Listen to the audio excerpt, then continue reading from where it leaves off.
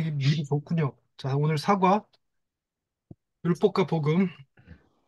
자, 율법과 복음. 어, 율법하고 복음하고 어떤 관계가 있을까? 자, 율법은 복음의 걸림돌일까요? 아닐까요? 걸림돌은 아닙니다. 그렇죠? 그 뭐 성경적 표현으로 하면 율법을 알아야 우리가 복음으로 인도되죠. 몽학 선생이 되어서. 근데 제가 이 율법과 복음 관련해서 제일 좋아하는 말은 율법은 지킬 힘을 주지 않고 복음은 지킬 힘까지 준다. 이 표현이 너무 좋더라고요. 음, 그래서 율법은 우리에게 요구만 할 뿐 지킬 힘을 주지 않아. 근데 복음은 우리에게 지킬 힘까지 줘. 자, 큰 그림 그리게 해봅시다. 우리는 지금까지 복음이 우리 삶에 어떻게 상호작용하는지를 살펴보았다.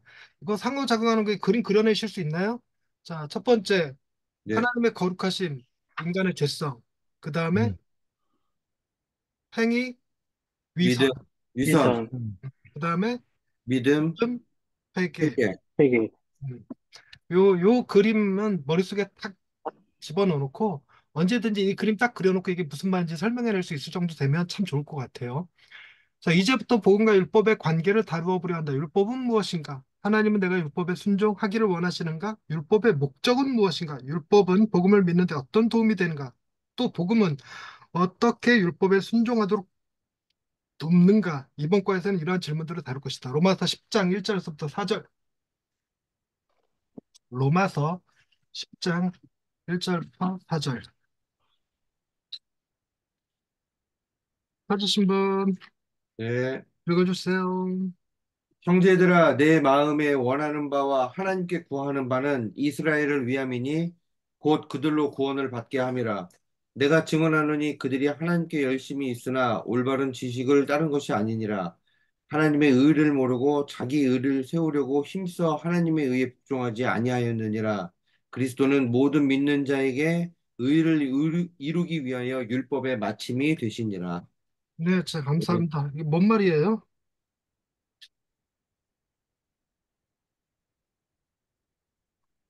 이게 뭔 말이죠?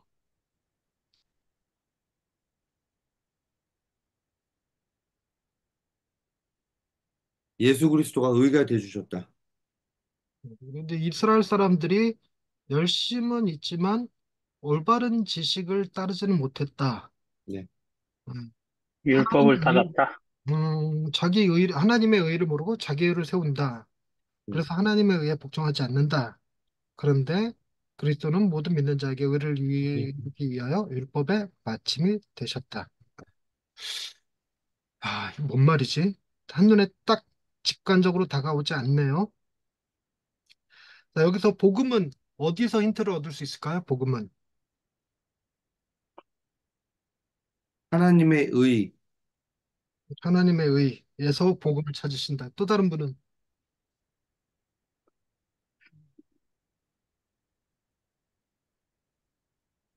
저 그리스도? 그렇죠. 그리스도. 그러니까 사절 한 구절만 딱 보면 율법의 마침, 율법의 완성이 되시는 분이 그리스도잖아요. 우리는 율법을 다 알지도 못하고 다 지킬 수도 없는데 그리스도께서 어, 모든 믿는 자에게 의를 이루게 하여 율법이 마침이 됐다. 그러니까 우리는 그를 믿기만 하면 율법을 완성한 자, 율법을 다 지킨 자의 의의를 우리가 갖게 된다라는 거겠죠. 자, 읽을 거리로 넘어가 보겠습니다. 유성용 목사님부터 스타트 해주세요. 네. 율법과 복음, 성경을 대충이라도 읽어본 사람은 성경의 명령과 금기와 요구가 가득하다는 것을 알 것이다. 성경은 우리가 해야 할 것과 하지 말아야 될 것들에 대해 말한다. 이런 규범과 율법은 가끔 신앙의 장애물이 되기도 한다. 비신자들은 기독교를 규칙과 규제가 가득한 것으로 여겨 거부하곤 한다. 그리고 신실한 신자들마저도 율법과 복음이 어떻게 연관되어 있는지 이해하기 힘들어한다. 만일 우리가 행위가 아닌 은혜로 하나님과 화목하게 되었다면 율법에 순종하는 것이 정말 중요한 일일까? 네, 율법에 순종하는 네. 것이 정말 중요한 일일까요? 유성용 목사님? 음,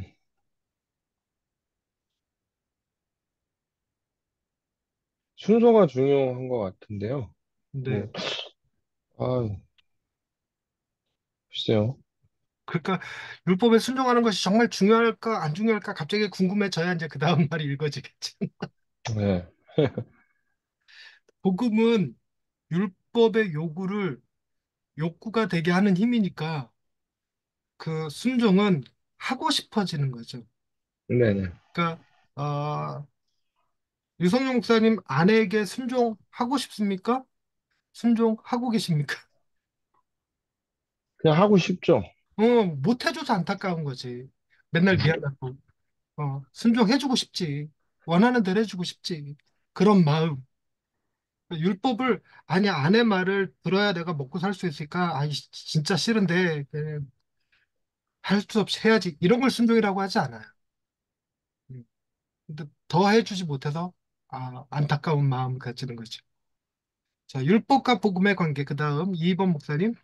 이 율법과 복음의 관계를 오해하면 상반되지만 똑같이 파괴적인 두 가지 오류를 범하게 된다. 바로 율법주의와 방종이다. 율법주의자들은 바른 행위를 통해 하나님께 용납받는다고 믿으며 여전히 율법 아래 살아간다.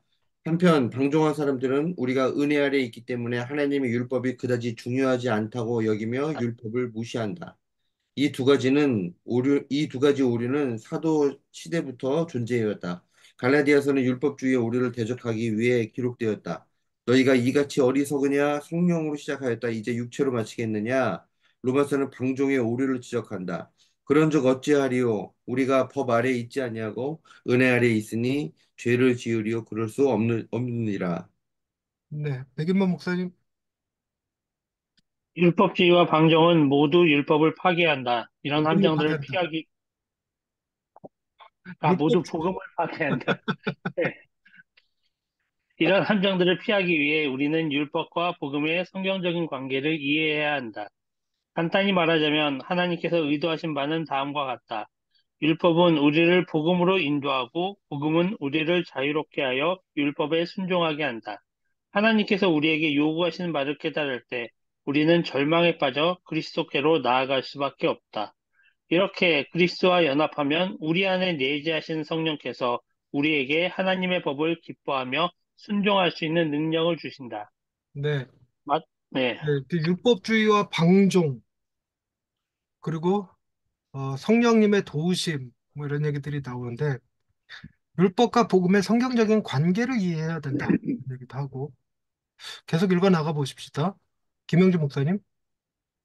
율법을 바르게 이해하고 완전히 깨달으면 율법이 단지 죄를 깨닫게 하고 우리를 죽이며 영원한 진노에 빠지게 하는 것뿐임을 알게 된다. 율법은 인간의 힘으로 지킬 수 있는 것이 아니라 우리 마음속에 그리스도께서 쏘아 부어 주시는 성령님을 통해 지킬 수 있다. 율법을 이행함은 그것을 기쁨과 사랑으로 행함이며 그것은 성령님께서 우리 마음에 심어 주시는 것이다. 네. 마지막 문장을 다시 읽어보죠. 율법을 이해함은 그것을 기쁨과 사랑으로 행함이며, 즉, 하나님께서 요구하시는 바를 아는 것만으로는 충분하지 않다. 의무감으로 순종하는 것도 불충분하다. 진정으로 율법을 준수한다는 것은 성령께서 우리 안에 거하셔서 우리가 기쁨과 사랑으로 하나님께 순종하게 되는 것이다. 나의 하나님이여 내가 주의 뜻 행하기를 즐기오니 주의 법이 나의 심중에 있나이다 하였나이다. 그러면 어떻게 하나님을 사랑하고 그의 계명을 즐거워하는 사람이 될 수 있을까? 정답은 복음을 통해서이다. 류성룡 목사님. 네.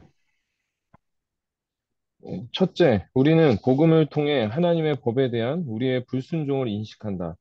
복음의 여정에서 첫 번째 단계는 모든 사람이 죄를 범하였으며 하나님의 영광에 이르지 못하더니이다. 우리가 불순종함으로써 하나님의 저주 아래 놓였다는 사실을 인식하는 것이다. 무릇 율법 행위에 속한 자들은 저주 아래에 있나니 기록된 바 누구든지 율법책에 기록된 대로 모든 일을 항상 행하지 아니하는 자는 저주 아래에 있는 자라 하였습니다. 네.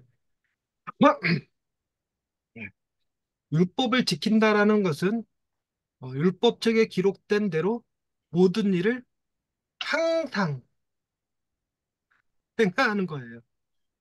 그 우리가 율법을 지킬 수 있을까요? 없을까요?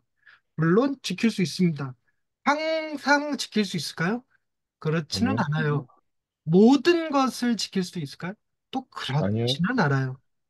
음, 그러니까 이게 죄를 설명할 때, 아, 죄를 다섯 글자로 뭐라고 하는지 얘기할 수 있나요? 자기중심성. 자기중심성이라고 강조했잖아요. 그리고 또 다른 음. 것 하나가 렉이에요. 지금 렉. 아, 어, 결핍. 채우지 못한 거예요. 채우지 못한 거. 그러니까 우리가 죄를 얘기할 때 항상 관역을 빗나간 거 뭐 이런 식으로 얘기하거나 뭐 잘못된 길로 간 거 이렇게 얘기하는데 우리가 하나님을 사랑하라 했을 때 그것을 범한 것, 죄가 뭐냐고 그러면 하나님을 사랑하지 않는 거요. 이렇게 대답을 하거든요.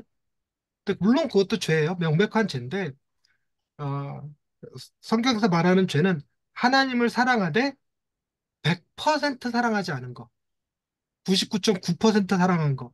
이걸 죄라고 그래요. 과부족. 꽉 채우지 못했다는 것입니다. 율법을 지키되 어, 평생 모든 순간마다 다 지켜야 돼.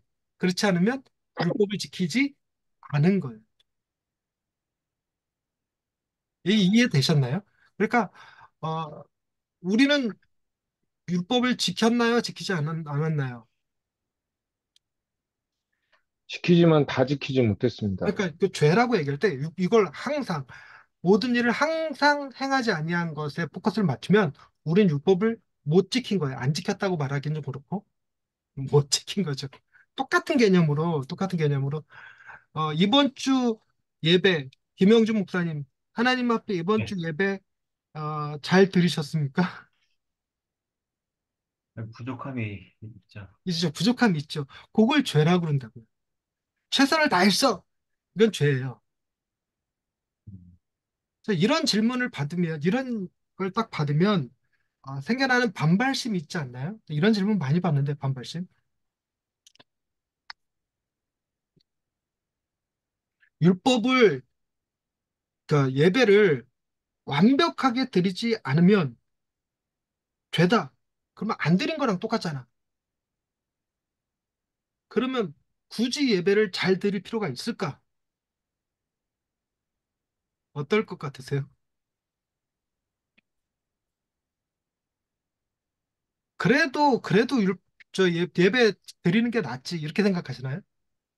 아니면 그래 맞아 예배 안 드리는 거랑 뭐 예배 열심히 드리는 거랑 똑같아 이럴 건가요? 2번 목사님 견해가 듣고 싶습니다.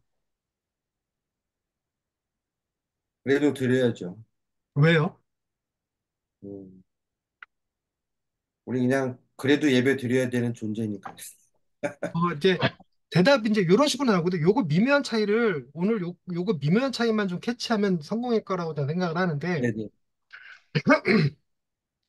우리가 예배를 열심히 드려도 죄, 안 드려도 죄. 그러면 둘 중에 어떤 걸 하시겠습니까? 그럴 때 이번 목사님 그래도 드려야죠. 라고 하는 건 약간 의무감에 치우쳐서 말한 거예요. 맞죠? 네. 응. 할 수 있는 최선을 다해야지 이렇게 되는 거. 그 다른 대답을 해보실 수 있나요? 백인범 목사님 예배를 드려야 됩니까? 안 드려도 됩니까? 당연히 드려야 되는 거고, 문제는 우리가 마음을 다해서 드려야 되는 것 아닐까요? 그냥 마음을 다해서 드려야 되는데 마음을 다해서 드리지 못하면 안 드린 거랑 똑같단 말이죠. 그러면 예배를 드리시겠습니까? 안 드리시겠습니까?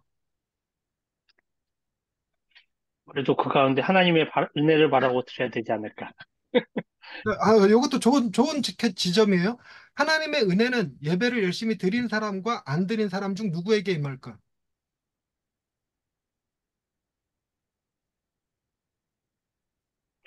어? 다시 대답 한번, 못- 대답하기 힘들죠. 네? 다시 한번 말씀해 주세요. 이건 어렵네요. 다시 한번 질문해 달라고요? 아니, 방금 전에 말씀하신 그 센텐스를, 네. 네. 하나님은 네. 예배를 열심히 드린 사람과 안 드린 사람 중 누구에게 은혜를 베푸실까? 음. 하나님 마음인데, 하나님만. 그럼 하나님의 은혜를 받으려면 예배를 열심히 드려야 될까? 안 드려도 될까? 열심히 드려야 좀 김영준 모르겠네. 목사님이 그러신 거죠. 열심히 드려야 된다고. 뭐, 그냥 안 드리는 거 그게 낫지 않나. 아니, 나는 지금, 난 아니, 지금 막 말을 해야 이 미묘한 차이를 해결할 수 있어요, 오늘. 그런데 일단 뭔가 기본적으로, 이렇게 자원하는 마음이 네, 그게 있다면 네.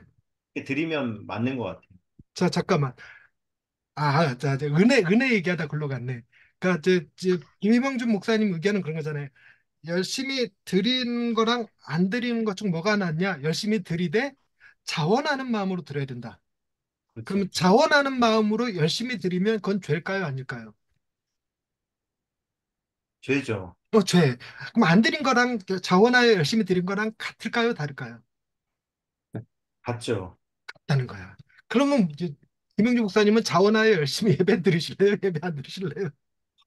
예배 드리지 말아야 되는데요. 그러니까 이 차이를 찾아야 돼. 그러면 이제 김영주 목사님은 안 드리겠습니까? 그러면? 아니, 근데 드릴 것 같아요. 그러니까 그러, 그걸 찾아야 돼. 왜 드릴 것 같은지를. 왜? 그래, 구원의 은혜가 있기 때문에 드릴 것 같은데요. 일단 기본적으로 김영준 목사님이 한 발짝 그 복음에 가까이 다가오셨어요. 그러니까 네네. 대부분은 은혜를 받기 위해서 예배를 드린다 그러는데 일단 그건 틀렸어요. 하나님은 야성의 하나님이시기 때문에 길들여진 신이 아니기 때문에 내가 예배를 잘 드려야지만 은혜를 베푸시는 분이다. 이게 잘못된 접근입니다. 그래서 저 뭐죠? 예배를 드린다라고 할 때 하나님은 생사화복을 주관하시는 분이세요. 그래서 예배 잘 드리는 사람에게도 화와 저주가 있을 수 있어요. 얼마든지. 그것이 연단이 됐건, 훈련이 됐건, 테스트, 시험이 됐건, 템프테이션, 유혹이 됐건, 하나님의 뜻에 따라 그렇게 갈 거예요. C.S. 루이스가 그것에 관련해서 글을 하나 쓴 게 있는데, 어, 신앙의 최전선은, 신앙의 최전선은 저기 무신론이거나 아니면 적그리스도와 이 근접한 아, 이거 뭐라 그러지? 국경지대? 전선의 최전선, 최전선인데, 최전선에 믿음이 좋은 사람을 보낼까, 믿음이 약한 사람을 보낼까, 이 얘기하거든요. 여러분, 약한 어떠실 것 사람 같아요? 보낼 것 같은데? 네? 약한 사람을 보낼 것 약한 같아요. 사람을 보낼 것 같아요? 그럼 그 예. 사람은 홀라당 저쪽으로 넘어가거나 그쪽 그 전선이 뚫리거나 그럴 텐데. 아니, 제일 최전방이기 때문에 가장 위험한 곳이잖아요. 네네. 가장 위험한 곳이기 때문에 가장 연약해지고, 네. 그때 그 하나님 더 매달릴 것 같다는 생각이 드는데. 그러니까 하나님 입장에서 그 C.S. 루이스의 주장은 반대로 얘기했어요. 하나님 입장에서 제일 믿음이 좋은 사람, 가장 신뢰할 수 있는 사람을 최전선에 배치할 것이다. 이제 이렇게 쓰면서 그게 뭘 의미하냐면 믿음이 좋다고 해서 항상 행복하고 평안하고 복 받는 건 아니다. 우리 음, 보기에 가장 어려운 자리, 가장 힘든 자리에 믿음이 좋다는 사람들을 세울 수 있다. 이제 이런 논리로 글을 썼거든요. 그리고 우리는 그거를 하나님이 우리를 신뢰해서 그 자리에 보내셨다라고 생각하기보다 하나님이 나 미워해서 혹은 하나님이 나를 뭐 내가 하나님한테 뭘 잘못해서 거기 간다 이런 느낌으로 받을 때가 있어요. 예를 들자면 이번 목사님 그 교회는 예. 믿음이 좋은 목회자가 가야 될까요? 믿음이 형편없는 목회자가 가야 될까요? 아까 C.S. 루이스 말을 인용하자면 하나님 입장에서 믿음이 좋은 목회자가 가야겠죠. 그래서 이번 목사님을 보낸 거잖아요. 아유, 할렐루야. 이번 목사님이 믿음이 연약했더라면 의심이 많았더랬으면 최소한 그 자리에 가지 않았을 거예요. 하나님 안 보내셨을 겁니다. 그런데 하나님이 그 개척의 최전선에 적은 인원으로 오랜 기간 동안 그 자리를 버티면서 한 영혼을 위해서도 온전히 신경 쓸 수 있는 사람, 그러면서 하나님을 원망하지 않을 사람, 이런 사람을 찾는 거죠. 예를 들자면 이런 겁니다. 나하만 장군에게 누군가 한 사람을 보내야 되는데 나하만 장군을 구원하기 위해서 근데 누구를 보낼까 그러다가 여자아이 하나를 보냈는데 그 여자아이 하나의 믿음이 어떤 믿음이냐면 나만 장군의 속옷에서 피가 발견되어졌을 때 하나님의 심판이다라고 말하지 않는 여자. 그 나만 장군의 원한이 있지만 그럼에도 그 나만 장군을 위하여 하나님을 소개할 수 있는 여자. 응. 그 소녀가 믿음이 없었다면 안 보내줬을 건데 믿음이 강하니까 보내는 거죠. 그렇다면 여러분은 믿음이 강한 자가 되시겠습니까? 약한 자가 되시겠습니까? 믿음이 강한 자가 되어. 말이 계속 헛도는 것 같긴 한데 우리는 믿음이 약한 자가 되어 편하지 않나요? 음, 그렇죠. 말이 또 샜어요. 이게 예배 하나만 놓고 봤는데 김영준 목사님이 한 걸음 더 가까이 들어왔다고 표현하는 게 뭐냐면 예배는 은혜를 받기 위해서 드리는 게 아니라 받은 은혜에 대하여 감사해서 드리는 거죠. 아, 여기 일과에서 말씀하셨었는데, 네네. 일과 할 때 목사님께서 말씀하셨는데, 네네. 멋진 광경을 보고 네. 감탄하듯이 네. 사랑과 감사가 응축된 행위가 예배이다. 네네네네. 이렇게 말씀하셨어요. 네네. 그게 갑자기 제가 또 갑자기 네. 그래서 그 말 자체가 뭐냐면 내가 은혜를 받기 위한 어떤 수단과 목적을 가지고 예배하는 게 아니라 너무 아름다운 걸 봐서 예배할 수밖에 없는 거야, 막 이렇게. 응. 그래서 제가 지금 한 발짝 더 복음으로 끌고 들어왔는데 예배라는 주제 하나만으로 지금 얘기하고 있는 건데 그래서 예배를 잘 드려도 죄, 안 드려도 죄. 그럼 여러분 뭘 선택하시겠습니까? 둘 다 결과는 같은데요. 네, 뭐, 그, 복음은 네, 요구가 아니라, 율법을 요구가 아니라 욕구가 되게 하니까. 네, 네, 네, 네, 예배를 드려도 죄, 안 드려도 죄인데, 네, 예배를 드릴 때 네, 너무 즐거워서 네. 드리는 게 좋겠죠. 그러니까 그래서 너무, 이제 또 한국 말고는 더 들어온 게 뭐냐면 예배는 예. 내가 난 너무 하고 예배 드리고 싶은 일입니다. 싶어. 내가 하고 예, 싶은 일, 예. 하고 싶은 일. 그렇게 해서, 예배 드리고 안 드리고, 그 결과보다는 응, 나는 너무 예배 드리고 싶은 거죠. 응. 하나님 앞에.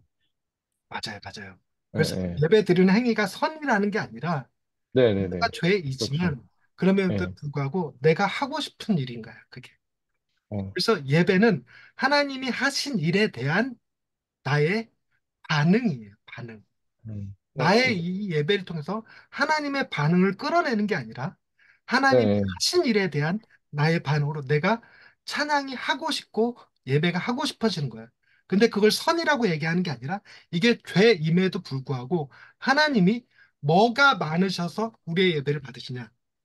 그러므로 내가 하나님의 모든 땡땡하심으로 너희를 권하노니 자비하심. 하나님이 자비하셔서 우리의 예배를 받아주시는 거지 우리의 예배가 선해서 받아주는 게 아니라는 거예요. 근데 우리의 욕구가 예배가 드려지고 싶은 거예요. 그래서 하나님은 즐거운 일, 우리가 하고 싶은 일을 할 수 있도록 하나님 당신께서 판을 깔아주신 거지. 좋은 예배당, 멋진 찬양대, 훌륭한 목사님 다 깔아주는 거죠. 그래서 예배에 참석하는 자는 은혜를 받기 위해서가 아니라 받은 은혜에 감격하여서 드리는 거예요. 그걸로 자기 의의를 삼지 않아. 이걸 선이라고 말하지 않아. 죄라고 고백하는 거야. 그럼에도 불구하고 그렇죠. 하나님께 내가 하고 싶은 일을 할 수 있는 거죠. 근데 이런 그러면, 그렇죠. 그렇죠. 응, 예. 예배가 하고 싶은 일이 되게 하는 그 이유가 무엇일까? 예수님께서 나를 위해서 행하신 일 때문에 그렇다는 거예요. 음, 예수님께서 나를 위해서 행하신 일이 두 글자로 뭐다?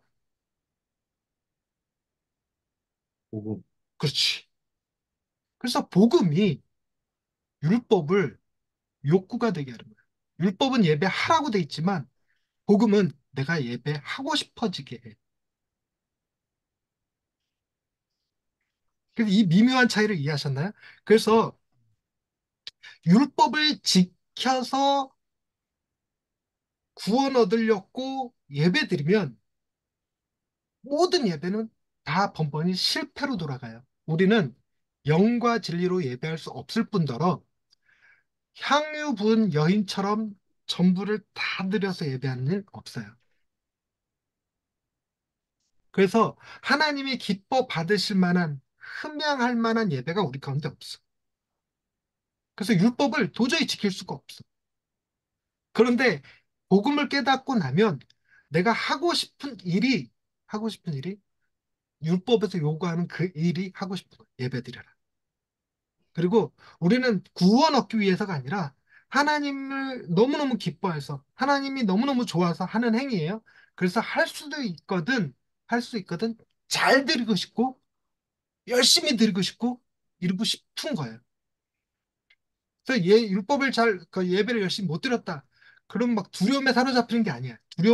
율법은 예배를 잘 못 드렸어. 그럼 두려움에 사로잡혀요. 하나님이 나 심판하시겠지? 징계하시겠지? 이런 두려움. 그런데 복음은 율법을 잘 드리고 싶은데 못 드렸어. 그러면 아쉬워. 다음번에 예배 더 잘 드려야지. 이렇게 되는 거예요. 아쉬운 마음이 들어.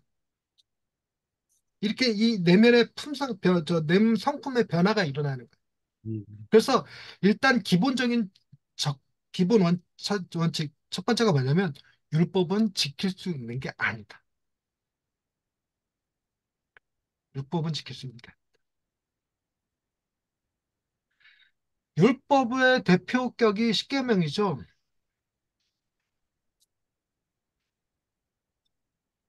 여러분 십계명 중에서 제일 지키기 어려운 게 뭐세요?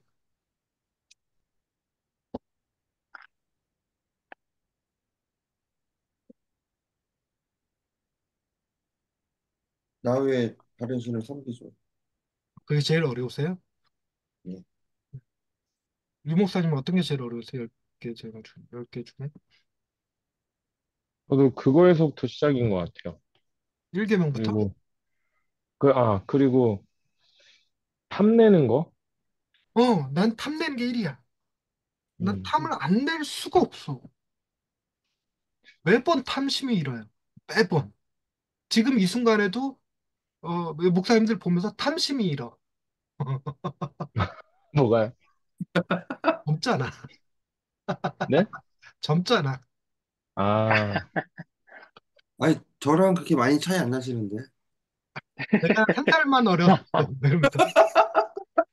그리고 나보다 건강하잖아. 뭐 이런 거. 아, 평생 제가, 건강이 제일 부러웠기도 해요. 저는 저기 난치성 질환자라서 네, 나라에서 산정 특례받고 네. 의료 혜택 받고 그게, 예, 그렇습니다. 아주. 아, 나랑 배틀 해볼까? 누가 더 아픈지? 아, 저도 이- 뭐 약을 한 주먹씩 먹고, 어, 예, 그럼, 와, 배틀 할 만 하겠다. 예, 일단 먹고 자고 아, 싸는 거 약에 의존하잖아요. 그 의존하죠. 아, 그렇구나. 그럼 나랑 비슷하네. 예, 저는 뭐 하여튼 여러 질병이 있어서 진통제, 스테로이드 진통제를 항상 먹어야지 일상생활이 가능하고, 와, 뭐 그렇죠, 뭐, 저도. 어, 예, 그렇구나. 예, 당뇨 고혈압은 기본이고, 오, 예, 심장, 당뇨요? 예, 근데 이게 그런 약을 계속 먹다 보니까 당뇨가 생겨요. 어, 오랫동안 먹으니까 당뇨도 생기고, 뭐, 예, 뭐 그랬습니다. 뭐 그냥 그렇습니다. 네. 그래, 어찌됐건, 예. 얘기가 됐는데, 저도 심장병 환자라 어디 가서 이 약 배틀에 지지 않는 사람이거든. 근데, 이 율법은 지킬 수 있는 것이 아니다라는 것이 첫 번째고, 두 번째 개념이 있어요. 그게 둘째로 나올 텐데, 율법을 지키지 못하면 어떻게 돼요? 저주 아래 놓이겠죠. 예. 우리는 율법을 지키려고 길을 쓰고 애를 써도 저주에서 벗어날 길이 없습니다. 그래서 율법에 매이게 돼요. 자, 그러면 나타나는 현상. 율법에 매이게 되면, 보세요. 율법보다 중요한 게 뭐냐면, 내가 율법을 지켰느냐, 안 지켰느냐가 더 중요해요. 자, 내가 율법을 지켰느냐, 안 지켰느냐가 더 중요해요. 류성룡 목사님 다시 한번 더, 죄를 5글자로, 자기중심성? 자기중심성. 그럼 율법을 네. 지켰는지 안 지켰는지 그게 더 중요하다 이 말인즉슨 항상 내가 더 중심했어. 내가, 예, 그래서 율법은 계속 하나님이 아니라 나를 보게 해요. 네, 그래서 이 뭔가 이 율법의 저주로부터 우리가 풀려나야 돼. 이 율법의 저주에 다 걸렸어. 두 번째 걸 한번 읽어볼게요. 2번 목사님. 둘째, 여기 맞나요? 네, 맞아요. 우리는 복음을 통하여 율법의 저주에서 자유롭게 된다. 복음은 우리가 예수님께 돌아가서면 하나님께서 우리 죄를 기꺼이 사하시고 믿음을 통해 우리를 의롭다 여기신다는 기쁜 소식이다. 그리스도께서 우리를 위하여 저주를 받은 바 되사 율법의 저주에서 우리를 속량하셨으니 기록된 바 나무에 달린 자마다 저주 아래 있는지라 하였습니다. 이는 그리스도 예수 안에서 우리로 하여금 믿음으로 말미암아 성령을 약속을 받게 하려 함이라. 예수님은 십자가 사역으로 우리의 불완전함을 속량하실 뿐 아니라 우리의 완전함을 성취하셨다. 율법이 더 이상 우리를 정죄할 수 없다. 성경의 표현을 빌리자면 우리는 법 아래에 있지 않다. 네. 여러분, 나무에 달린 자마다 저주를 받은 자다라는 말의 이 개념이 십자가 형태를 얘기할 때 많이 인용돼요. 그러니까 무슨 얘기냐면, 어, 그치? 그 유대인들에게는 사형법이 없었어요. 근데 그들에게 주어진 사형법이 하나 있었어. 그게 뭐냐면, 니들 종교법에 따라서 죽여야 될 사람이 있으면 돌로 쳐 죽여라. 이건 있었어요.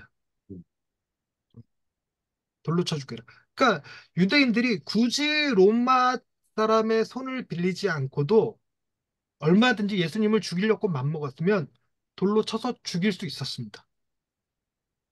실제로 한번 그 일을 하려다가 못한 적이 있었죠. 회당에서 끌어다가 낭떠러지 가서 밀어뜨려서 돌로 던지려고 그랬는데 예수님이 그들의 눈을 어둡게 하고 빠져나오셨잖아요. 네. 그런 사건이 한번 있었죠. 그런데 왜 바리새인들과 장로들은 구태여 로마 사람의 손을 빌려서라도 십자가에 매달았을까?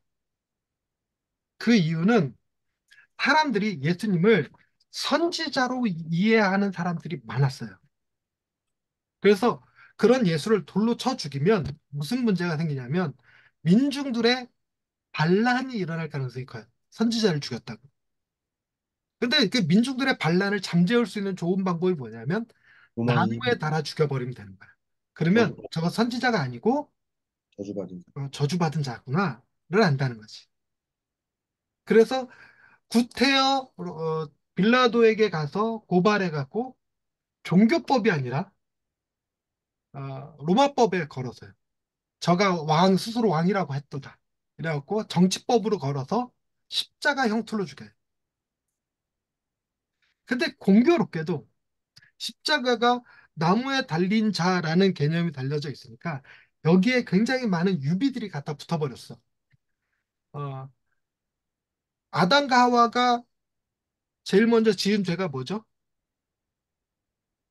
선악과를 따먹은 거잖아요. 네, 그래서 선악과도 나무잖아, 나무. 음, 음, 나무의 유혹에 아담과 하와는 넘어졌어요.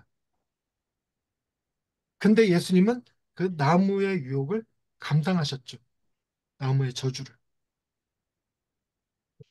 그리고 뭐냐면 또 다른 것 하나는 뭐냐면 아담과 하와는 하나님이 주신 명령, 나무의 유혹을 이겨라에 순종하면 사는 거였어요.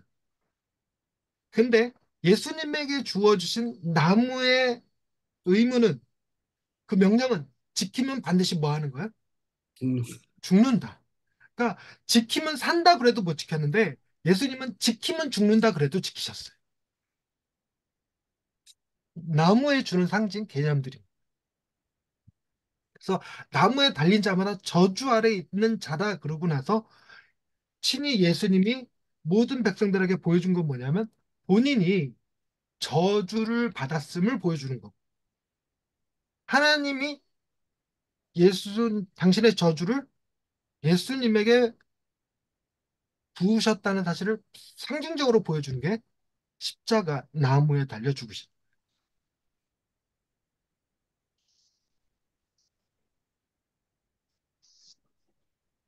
그러니까 이 나무에 달린 자라는 개념의 이 유비 속에 그 뭐 태초의 명령부터 들어가 있는 거죠. 선악과를 따먹지 말라 하셨던 그 유혹부터.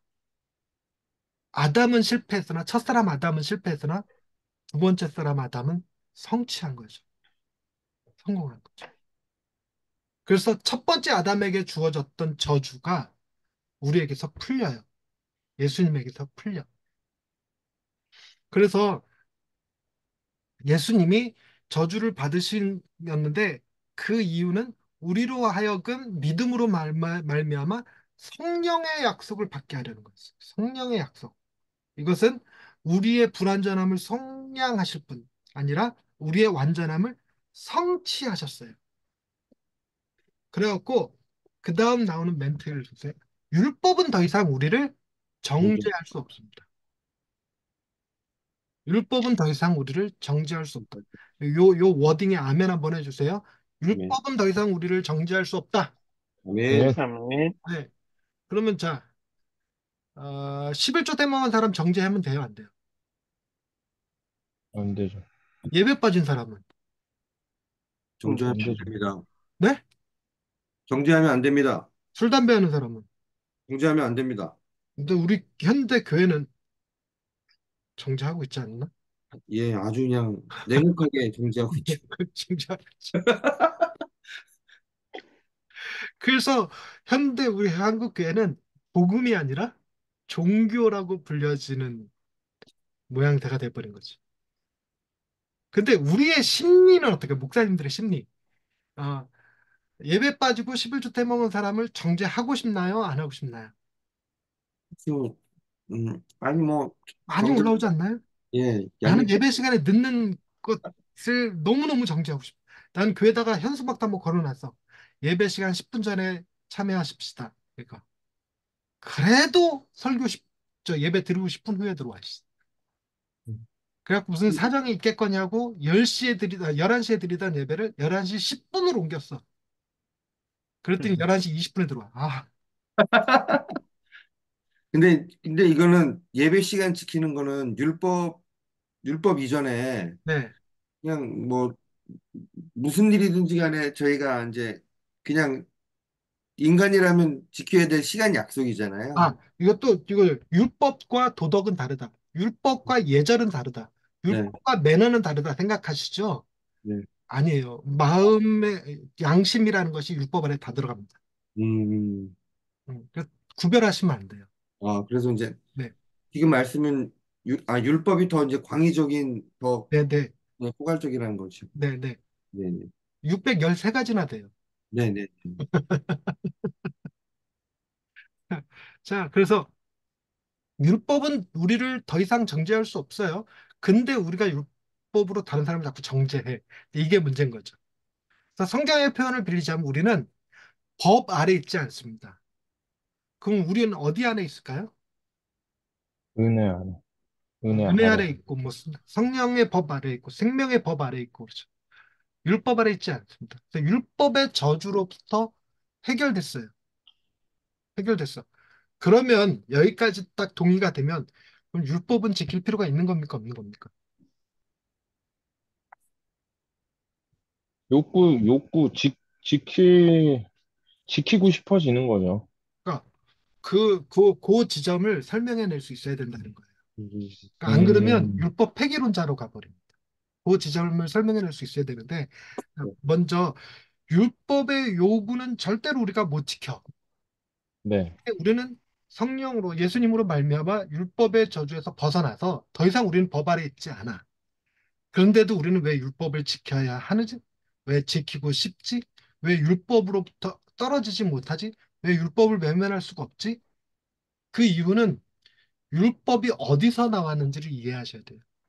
율법이 음, 어디서 나왔는지. 자, 율법은 어디로부터 나왔을까요?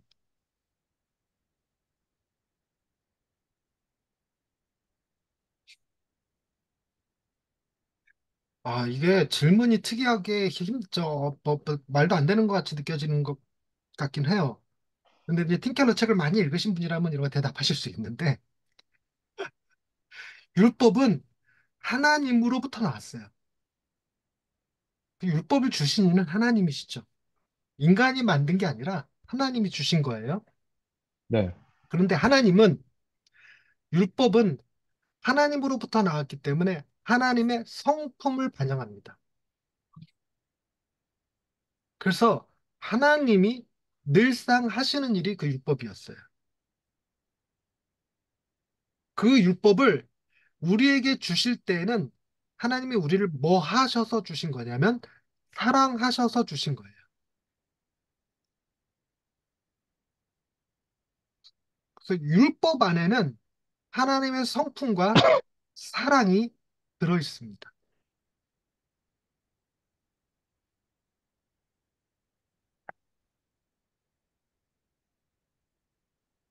근데 율법주의자들의 문제는 뭐였냐면 율법 속에서 사랑을 빼버린 거예요.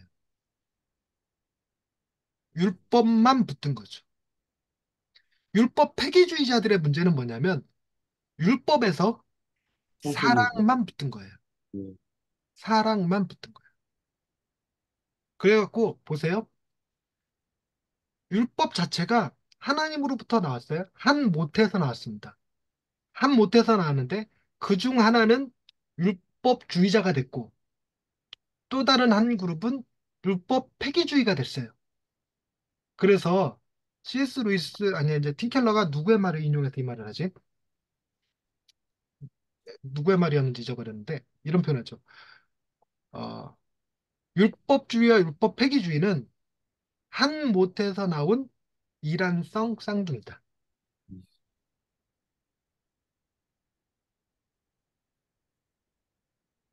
그래서 율법과 율법 폐기주의를 어, 창의 양끝이다 이렇게 표현해요. 창의 양끝. 처음에 저는 창의 양끝이라고 표현하니까 어떤 창을 생각했냐면 창이 기다란데 양쪽 다 검이 달린 거예요. 그런 창 있잖아요. 이쪽도 달려있고 저쪽도 달려있는 거. 그래서 악날. 어, 음. 이쪽으로 가면 율법주의로 가고 저쪽으로 가면 율법 폐기주의로 가고 이렇게 생각했는데 틴켈러의 표현은 그게 아니래요. 이렇게 양이 창이 어떤 창이냐면 이렇게 하나로 갔는데 뒤에 두 개의 칼날이 달린 거 있죠. 음, 그거래요. 그거. 그래서 어, 창의 양끝이다라는 얘기는 둘 다 이렇게 하나님의 성품에서 벗어나서 양갈래로 나눠져서 끝에 나가 있는 거죠. 그래갖고 율법주의와 율법 폐기주의는 같다고 얘기합니다. 음, 같다. 그래서 아까 말씀드렸던 예배를 열심히 드리는 것과 예배를 안 드리는 것은 똑같은 거예요. 열심히 어차피, 드리는 것이 복음에 의한 게 아니라 율법에 의한 것. 즉 율법에 의한 것인지는 뭘로 알 수 있나요? 그러면 예배를 은혜를 받은 기쁨과 감사로 드리고 있느냐? 아니면 은혜 받고자 드리고 있느냐? 저 목적을 띠고 있느냐? 하는 겁니다. 즉 반응이냐? 자극이냐? 내가 하나님 앞에 받은 자극에 대한 반응이냐? 내가 하나님을 자극하려는 거냐? 이런 거지. 그래서 이 율법주의와 율법 폐기주의가 왜 한 자궁에서 나온 이란성 쌍둥이라고 얘기하는지 이거 이해가 되셨나요? 머릿속에? 예. 그래서 이 이란성 쌍둥이에요. 그래서 우리는 율법에서부터 완전히 자유로워졌음에도 불구하고 율법으로 다시 돌아가는 이유는 처음에는 율법만 봤는데 이제는 율법 안에서 뭐도 보는 거야? 그분의 사랑도 보는 거야. 사랑. 음, 그래서 이 부분이 되게 심오한 것 같아요. 이게 좀 어려워요. 그래서 이 복음과 율법을 설명하면 강의하는 내가 이제 그 뭐라 그럴까, 실력자가 아니다 보니까, 실력자가 아니다 보니까, 이렇게 딱 명쾌하게 설명을 못 하는 거지, 팀켈러가 있으면 확실하게 했을 거예요. 근데 내가 몇 번 설명을 해보니까 이게 계속 어떤 분은 율법 폐기주의로 돌아가 버리고 어떤 분은 율법주의자로 돌아가 버리고 이렇게 가버려. 음, 그건 좀 안타까운 거죠. 그래서 율법은 요구가 아니라 욕구다 이 말을 자꾸 하는 이유가 그래서 네. 율법을 버리는 게 아니에요. 우리가 복음 안에서 하나님과 관계가 회복되어지면 우리도 하나님이 닮아가고 싶어지고 하나님과 닮게 되거든요. 자연스럽게 성령의 능력으로 닮아지는데 그 닮아짐을 뭘로 할 수 있느냐? 율법을 통해서 할 수 있어요. 우리에게서 율법적인 요구가 막 나와요, 이 안에서. 그래서 어, 예배 드려야 돼가 아니라 예배하고 싶어. 찬양해야 돼가 아니라 찬양하고 싶어. 기도해야 돼가 아니라 기도하고 싶어. 이렇게 되는 거예요. 거짓말하기 싫어지고 가난한 자를 도와주고 싶고 이렇게 되는 거죠, 그냥. 그래서 자유로워지는 게 뭔 말이냐? 율법으로부터 자유로워진다는 건 우리가 하고 싶은 일을 하는 걸 자유라고. 우리가 율법의 요구들을 하고 싶어져. 그걸 할 수 있어야 돼. 그러려면 율법을 지킴으로써 어떤 대가를 얻으려는 것이 아니라 그것 자체가 기쁨이야. 율법을 지키고 있는 것 자체가. 하고 음. 싶은 일을 하는 거예요. 그래서 이 개념을 설명할 때 율법주의, 율법 폐기주의를 설명할 때 항상 종교와 복음을 구분해서 설명을 꼭 붙이거든요, 팀켈러가. 그래서 종교와 복음의 차이를 설명하라 그러면 어떻게 설명하시겠습니까? 팀켈러 어법. 내가 선한 일을 복음을, 함으로 하나님이 나를 네, 불러주셨어. 이건 네, 종교. 네, 하나님이 나를 용납하셨으므로 나는 선한 일을 하고 싶어. 이게 복음. 네, 그래서 다른 말로 얘기하냐면 칭의가 먼저냐, 성화가 먼저냐. 종교는 성화되면 칭의 받는다라고 생각하는 게 종교. 네. 우리는 칭의 받았기 때문에 성화된다라고 생각하면 복음이라는 거예요. 그래서 이걸 다른 말로 은혜가 먼저냐, 행위가 먼저냐. 여러분은 은혜가 먼저일 것 같아요? 행위가 먼저일 것 같아요? 그래요. 은혜가 은혜가. 먼저. 은혜가 은혜가 먼저. 먼저죠. 근데 이게 행위, 은혜, 행위, 은혜, 행위가 반복되면 우리는 종교의 리셋 기능이 우리 마음에 있어갖고 분명히 출발은 은혜, 행위인데 어느 순간 행위, 은혜로 바뀌어 또. 묘하게 그렇게 돼. 기본적으로 특히나 한국 사람은 이게 좀 더 심해요. 왜 음, 그러냐면 이스라엘 문화는요. 어, 하루의 시작이 어떻게 시작되죠? 저녁 일몰부터. 그렇죠. 그래서 그들의 하루는 자는 게 먼저야. 일하는 게 먼저가 아니라. 음. 쉬고 난 다음에 일하는 게 하루의 개념이에요. 근데 우리의 음. 하루의 개념은 일출을. 일하고 가요. 일을 하고 난 다음에 일한 음, 자만이 쉴 수 있는 거야. 예, 우리 개념이 그래요. 그리고 이스라엘은 하나님께서 여섯째 되는 날 아담과 하와를 지으시고 바로 해가 지면서 안식일이 시작돼요. 그래서 아담과 하와는 안식일부터 일주일이 시작돼요. 음, 안식일부터 일주일이 시작된다는 얘기는 안식일에 하나님께 은혜를 받아서 그 은혜로 평일을 살아요, 6일을. 그래서 은혜가 먼저야. 은혜로 평일을 살아. 우리는 달력은 일, 월, 화, 수, 목, 금, 토인데 우리 머릿속에 일주일은 월, 어, 화, 수, 목, 금, 토, 일 이렇게 돼 있어요. 그래갖고 우리는 은혜를 받고 일주일을 사는 게 아니라 일주일을 살고 주일날로 와. 그렇기 때문에 우리나라에서 주일의 개념은 되게 어떤 경향이 많냐면 병원의 개념이 꽤 많아요. 일주일 동안 지치고 힘든 우리 몸을 치료해 주시는 곳이야. 그래서 이스라엘 사람들에게 헌금은 11조는 하나님이 주신 힘과 지혜로 일주일을 살아서 나온 결과물이기 때문에 모두 다 하나님 거예요. 근데 그 중에 하나님은 10분의 1만 받으시고 10분의 9는 주셨어. 그래서 우리는 10분의 9를 받아.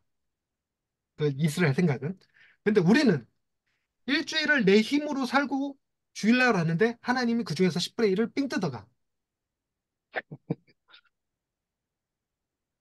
그러다 보니까 우리는 너무나도 자연스럽게 일이 먼저고 은혜가 나중이 돼요. 그래서 예배를 드리는 것도 은혜 받아서 예배를 드리는 게 아니라 은혜를 받으려고 예배해. 아, 그리고 기도도 하나님께 은혜 받아서 기도하는 게 아니라 은혜 받으려고 기도해. 우리 워딩은 딱 거기에 최적화돼 있어요. 최적화돼 있어요. 그래서 여러분, 여기에 모인 여러분들이 은혜를 받을까요? 은혜를 받은 여러분들이 여기에 모여 있는 걸까요? 은혜를 받은 우리가 모인 응. 거죠. 그래서 우리는 범사에 감사해요.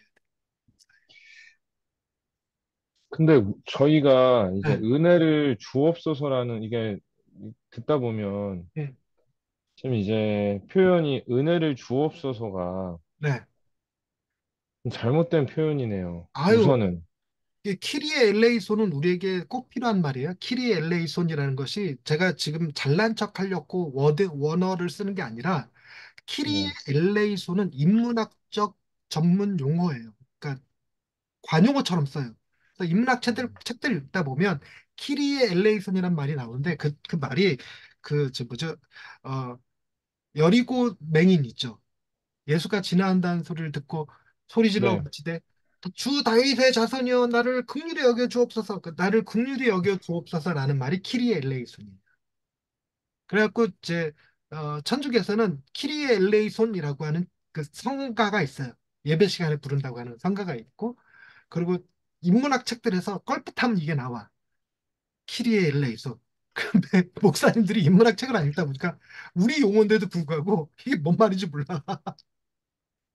저도 키리의 엘레이손이요? 네, 키리의 LA손, LA손이라고 쓰고 LA손이라고도 쓰고 그래서 가끔 무슨 소설 같은 거 영미 쪽, 그 유럽 쪽 소설 읽다 보면 거기에 나오는 사람들이 가끔 키리의 LA손을 외쳐요. 뜻도 안 달아나 그냥 키리의 LA손 이렇게만 적어. 음. 자, 근데 그게 이제 주여 불쌍히 여겨 주옵소서라고 하셨잖아요. 네네네. 네. 그 이후에 설명이, 그들은 어, 그들은 어, 은혜를 내려 주옵소서. 자, 우리가 기도를 할 때 은혜 받게 해주옵소서, 은혜를 주시옵소서 기도하잖아요. 그는 네. 은혜를 받나요? 은혜를 깨닫나요? 은혜를 깨닫는 겁니다. 그럼요. 그럼요. 우리는 기도를 통해서 예배를 통해서 은혜를 받는 게 아니라 이미 우리에게 은혜가 있었으면 깨닫는 거예요. 깨닫는 거. 그래서 예배 시간에 우리가 설교를 할 때 보통 뭘 주로 하게 되냐면 하나님이 이미 우리를 사랑하고 계셨음을 증명하는 게 우리의 설교거든요. 그래서 성도들이 은혜를 구했는데 이미 내게 은혜가 있었음을 깨닫는 거지. 그러면서 감격하는 거예요. 음, 음, 그게 이제 성숙해지면 매사가 하나님의 은혜 가운데 있음을 아는 거죠. 그래서 우리가 뭐라고 고백하는 거냐면 나의 나 된 것은 오로지 주의 은혜다라고 고백하게 되는 거죠.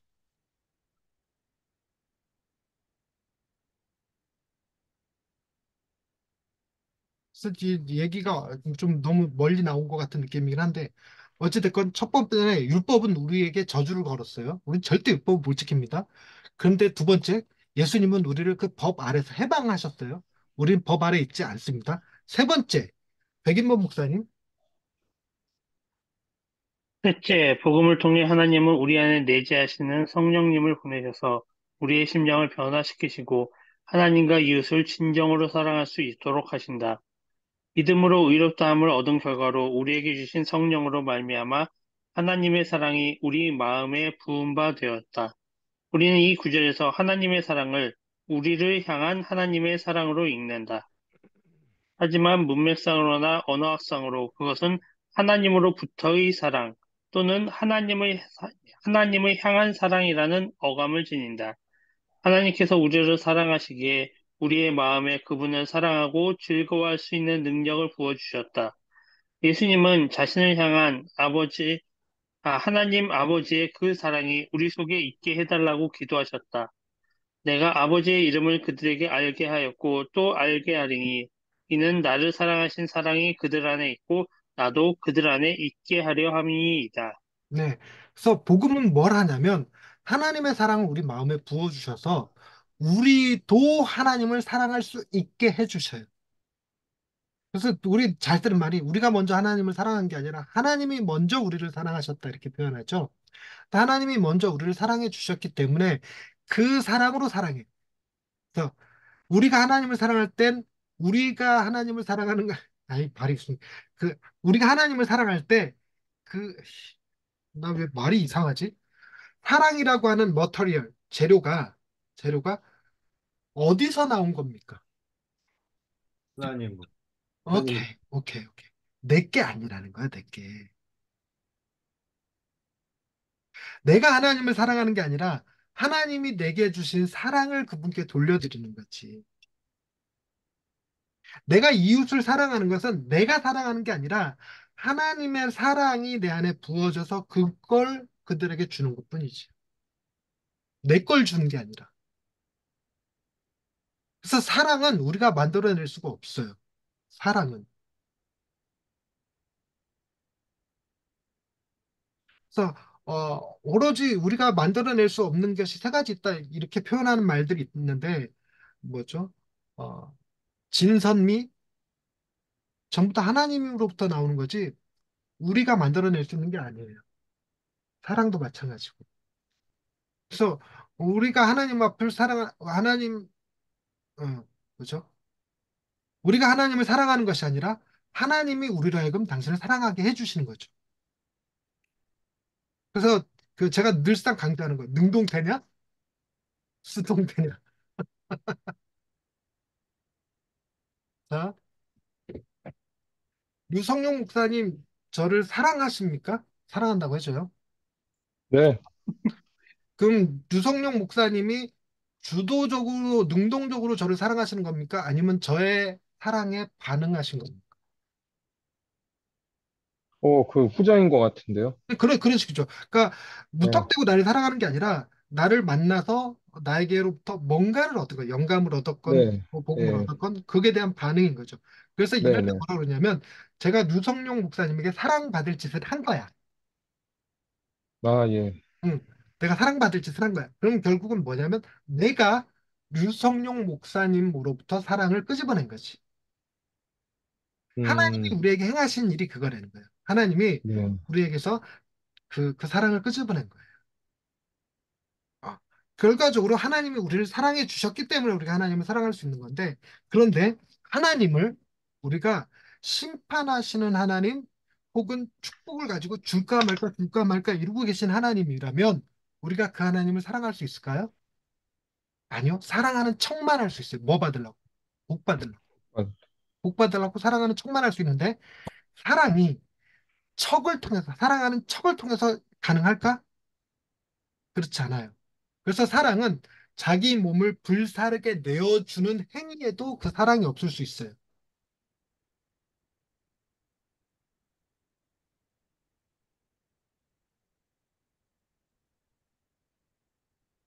그래서 사랑을 다른 말로 뭐라 그러는지 이건 제 말장난이거든요. 제 말장. 사랑을 용기다 이렇게 얘기합니다. 사랑은 용기다. 용서와 기다림. 용서와 기다림. 그래서 사랑장인 뭐로 시작합니까? 사랑은 오래 참고로 오래 시작. 참고. 그래서 하나님이 우리를 사랑하신다는 얘기는 우리를 용서하시고 우리가 하나님 앞에 어떤 반응을 할 때까지 오래 기다리시는 거예요. 우리는 하나님 앞에 그걸 못해요. 하나님을 용서도 잘 못할 뿐만 아니라 오래 기다리는 것 또한 잘 못해요. 하나님이 다 예비해 놓으셨는데 하나님의 때를 기다리지 못하고 늘 언제나 나의 때에 주시길 원해요. 그러면 우리가 하나님을 사랑하는 게 아니에요. 이용하는 거지. 그럼 우리가 언제 이 진정한 사랑을 할 수 있을까? 하나님의 사랑으로 사랑할 때. 우리가 자녀를 사랑할 때도 하나님이 주신 사랑으로 사랑할 때 우리 자녀를 용서하고 기다려줄 수 있어요. 내가 내 교인들을 사랑할 때 그들을 용서하고 기다려줄 수 있어요. 그런데 내가 사랑하는 게 아니라 그런 용서하고 기다리는 것은 오직 누가 주신 거냐? 하나님이 나를 통해서 그들에게 주신 거예요. 나는 다만 도구일 뿐이야. 그래서 여기에 율법적 요소가 개입되면 안 돼요. 그러니까 교인들을 용서해야 돼. 교인들을 기다려야 돼. 자녀를 용서해야 돼. 자녀를 기다려야 돼. 이렇게 접근하는 게 절대로 아닌 겁니다. 나중에는 이게 사랑이 훈련이 잘 되면 용서와 기다림이 내 성품이 돼. 근데 이게 인내심이라고 그래갖고 성공하는 사람들의 습관 중에도 나와. 훌륭한 자질 중에 하나로. 자, 여기까지 하고 10분 쉬었다가 법을 하십시다. 네.